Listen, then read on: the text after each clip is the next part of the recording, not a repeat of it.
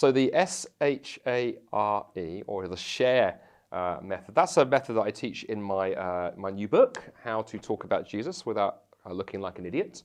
Available from all good booksellers. Actually, it's available from bad booksellers too, but it's available from all good booksellers. And in that, in the middle of that book, we teach a 5-step approach that you can use when you're faced with any question. If it's a question you've had before, it's a question you've never had before, you walk through the 5 steps. So step number 1, the S of share is sympathize. So make a connection to the questioner. You know, thank them for the question. So that's a great question. If it's a question you yourself have wrestled with when you were younger, that's a great connecting point. You know, thanks for asking that. I remember I used to have that question too. If it's a question around suffering, say, and you yourself have experienced suffering, great opportunity to go, do you know, that's a really good question, and I get why you ask it. You know, when I've been through tough times, when I lost my, a loved one or whatever, I remember asking similar questions. Build a rapport, in other words, with the person you're talking to. Sympathize. Second step, H, hidden assumptions. Every question brings some hidden assumptions into the room. They're often lurking below the water like the iceberg. You can see the tip of the iceberg, but there's a lot underneath. And with the hidden assumptions part of the process, you're trying to identify those. Good example, take the suffering question. If someone says to you, how can you believe in a good God when there's evil and suffering in the world? It's worth slowing down because they've assumed some things. They've assumed they can tell the difference between good and evil. And so a great question to say is, well, before I share some thoughts on that, just out of interest, you're using the term good and evil. You're implying suffering that is wrong.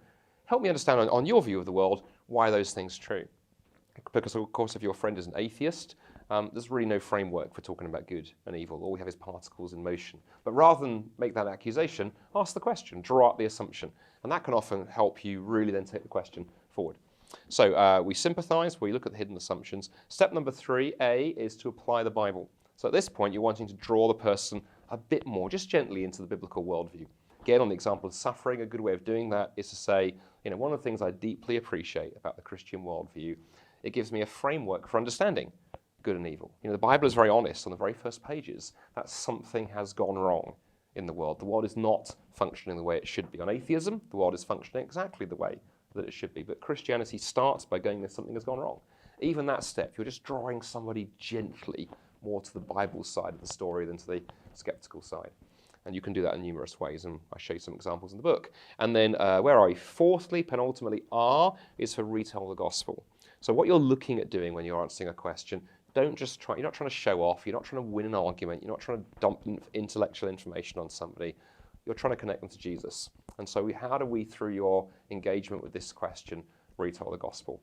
And again, with the example we're using, the suffering question, what a great opportunity to say something like, when most of us see suffering and evil, what we want is something done about evil, not something said, we want something done.